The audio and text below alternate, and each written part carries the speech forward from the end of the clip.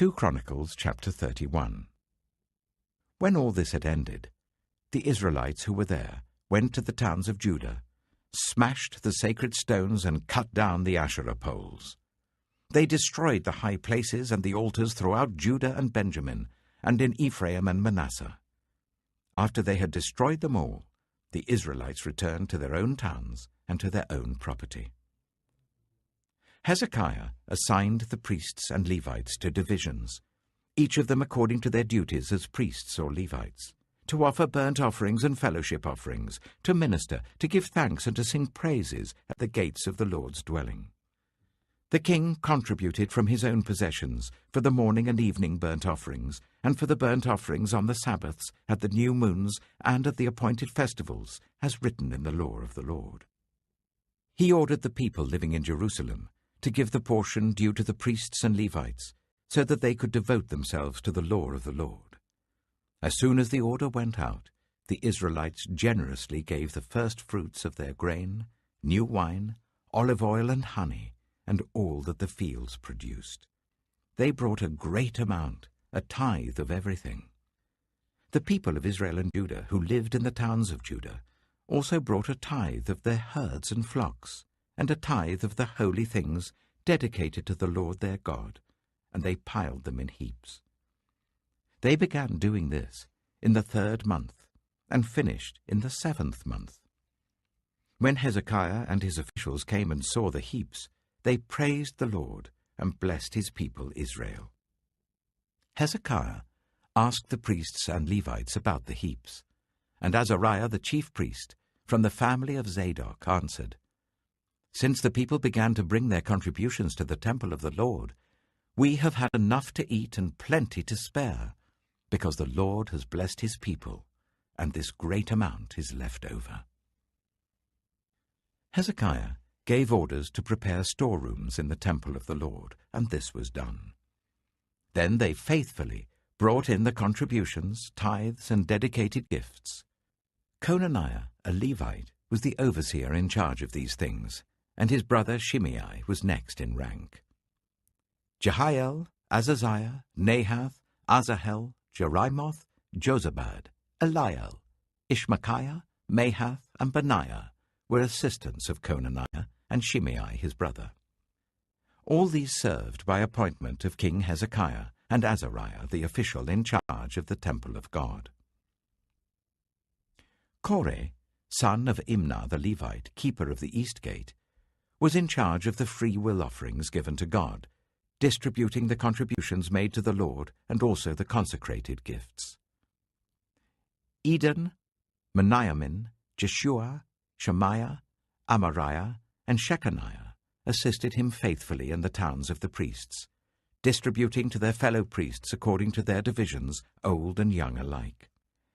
In addition, they distributed to the males 3 years old or more, whose names were in the genealogical records, all who would enter the temple of the Lord to perform the daily duties of their various tasks according to their responsibilities and their divisions.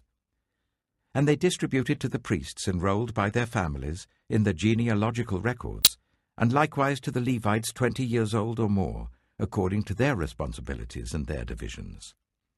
They included all the little ones, the wives and the sons and daughters of the whole community listed in these genealogical records, for they were faithful in consecrating themselves.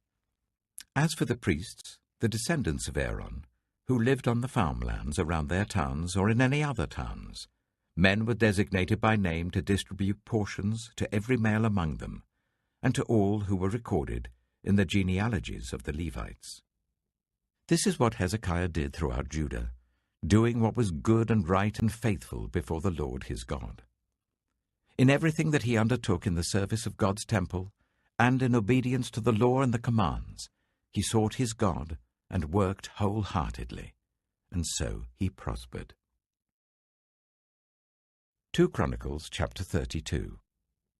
After all that Hezekiah had so faithfully done, Sennacherib, king of Assyria, came and invaded Judah. He laid siege to the fortified cities, thinking to conquer them for himself.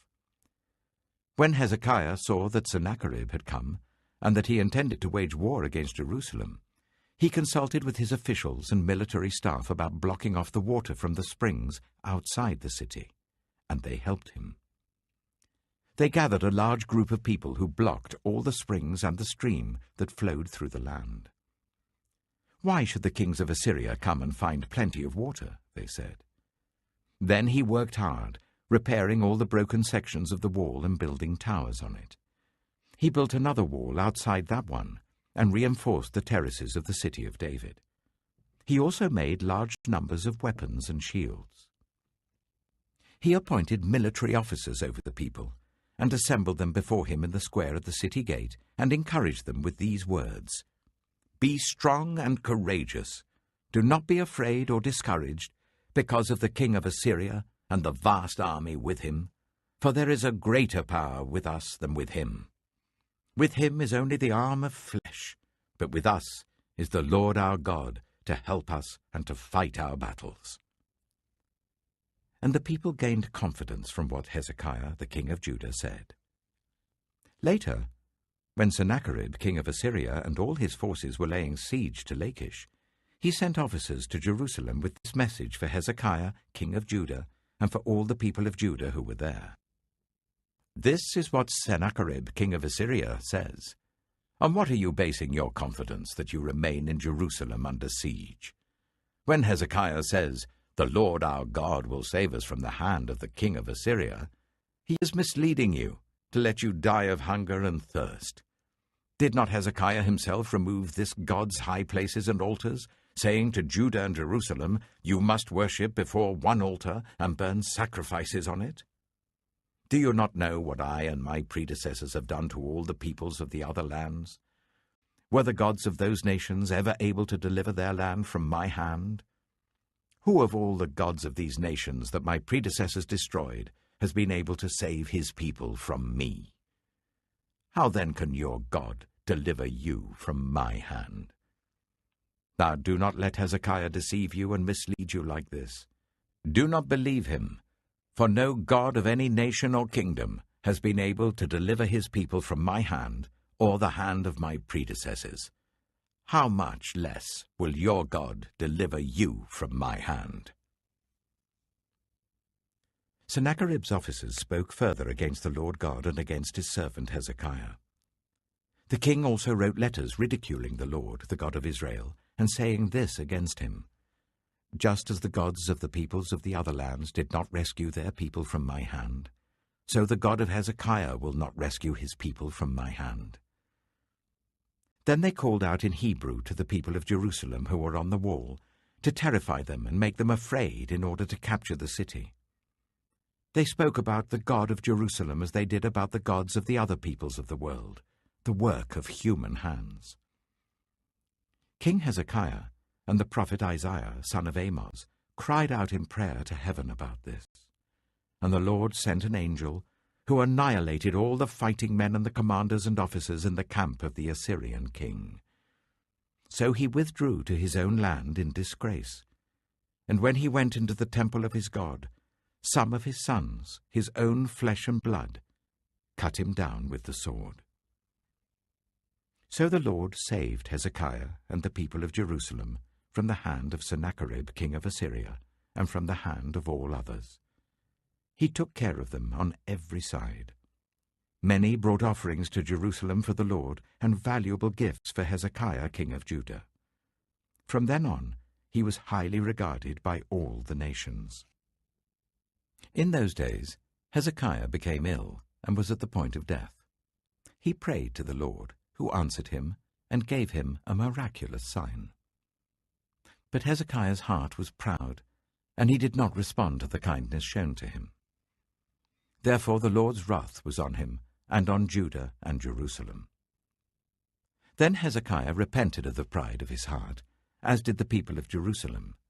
Therefore the Lord's wrath did not come on them during the days of Hezekiah. Hezekiah had very great wealth and honor, and he made treasuries for his silver and gold and for his precious stones, spices, shields, and all kinds of valuables. He also made buildings to store the harvest of grain, new wine, and olive oil. And he made stalls for various kinds of cattle, and pens for the flocks.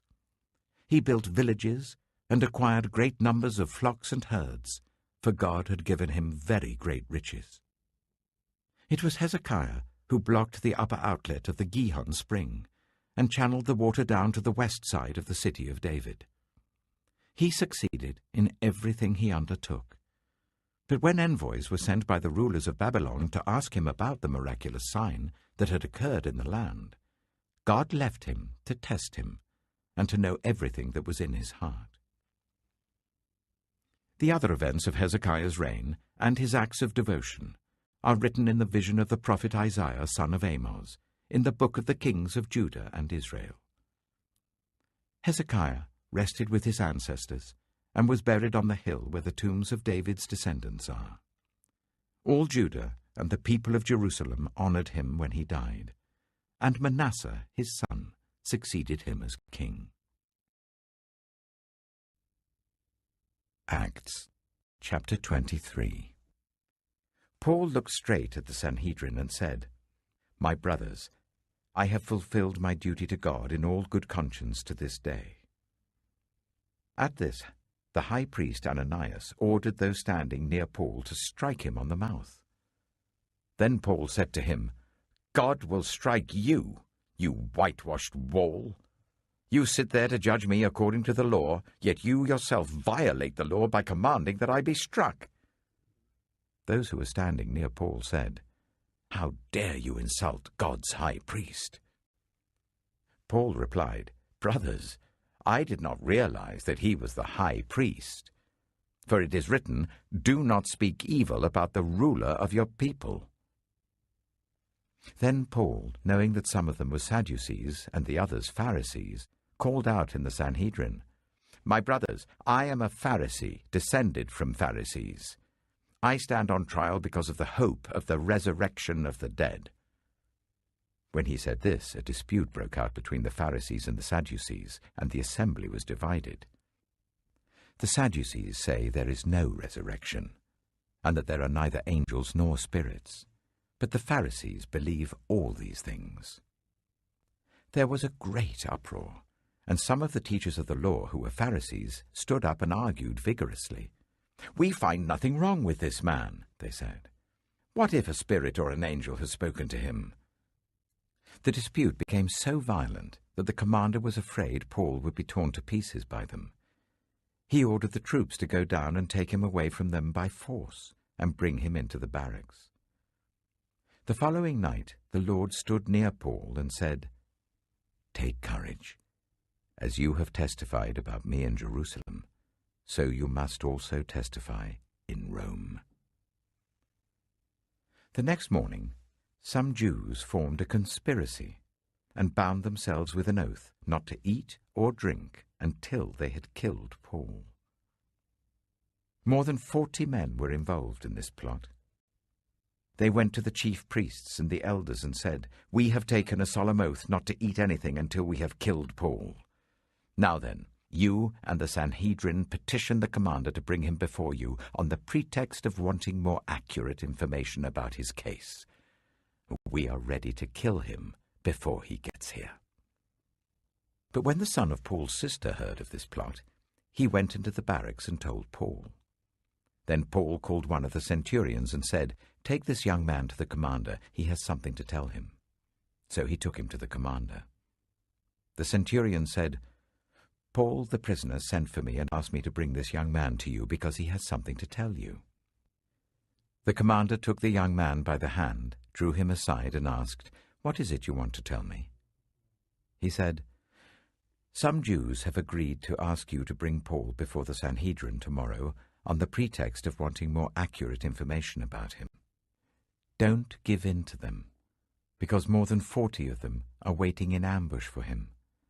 They've taken an oath not to eat or drink until they have killed him. They are ready now, waiting for your consent to their request." The commander dismissed the young man with this warning, "Don't tell anyone that you have reported this to me."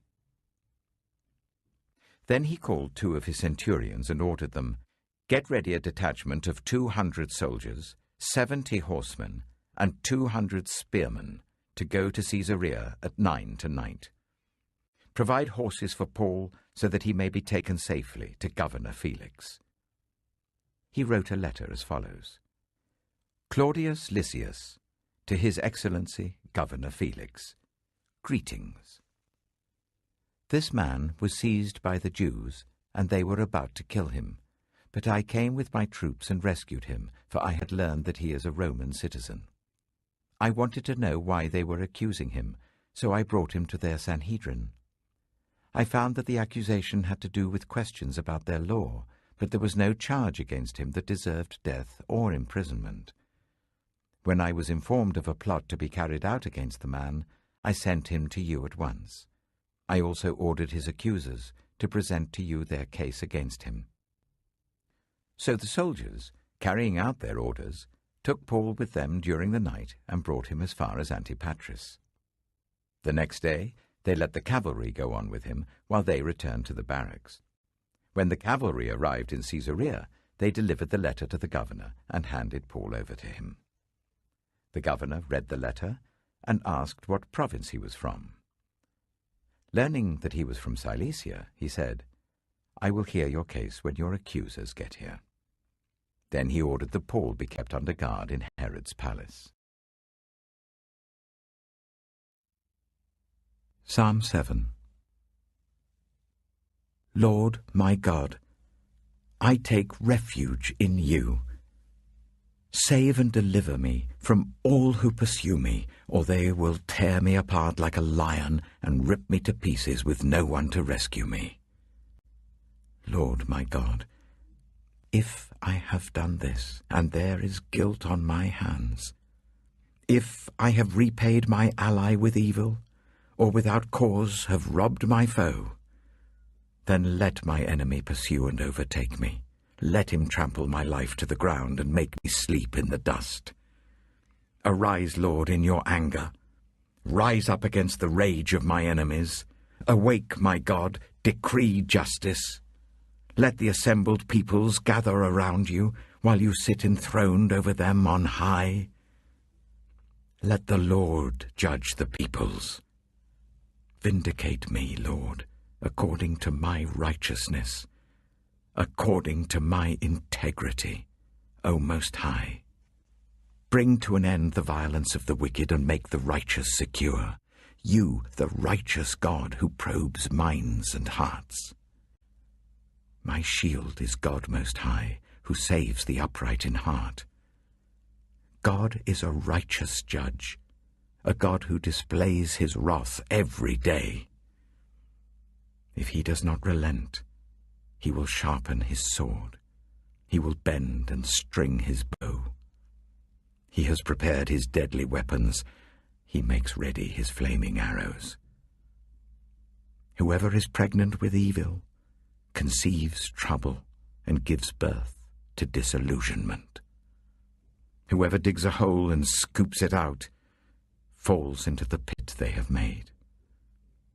The trouble they cause recoils on them. Their violence comes down on their own heads. I will give thanks to the Lord because of his righteousness. I will sing the praises of the name of the Lord Most High. Proverbs chapter 2. My son, if you accept my words and store up my commands within you, turning your ear to wisdom and applying your heart to understanding. Indeed, if you call out for insight and cry aloud for understanding, and if you look for it as for silver and search for it as for hidden treasure, then you will understand the fear of the Lord and find the knowledge of God. For the Lord gives wisdom. From his mouth come knowledge and understanding. He holds success in store for the upright. He is a shield to those whose way of life is blameless. For he guards the course of the just and protects the way of his faithful ones. Then you will understand what is right and just and fair, every good path. For wisdom will enter your heart, and knowledge will be pleasant to your soul. Discretion will protect you, and understanding will guard you. Wisdom will save you from the ways of wicked men, for men whose words are perverse, who have left the straight paths to walk in dark ways, who delight in doing wrong and rejoice in the perverseness of evil, whose paths are crooked and who are devious in their ways. Wisdom will save you also from the adulterous woman, from the wayward woman with her seductive words, who has left the partner of her youth and ignored the covenant she made before God. Surely her house leads down to death, and her paths to the spirits of the dead. None who go to her return, or attain the paths of life. Thus you will walk in the ways of the good, and keep to the paths of the righteous. For the upright will live in the land, and the blameless will remain in it. But the wicked will be cut off from the land, and the unfaithful will be torn from it.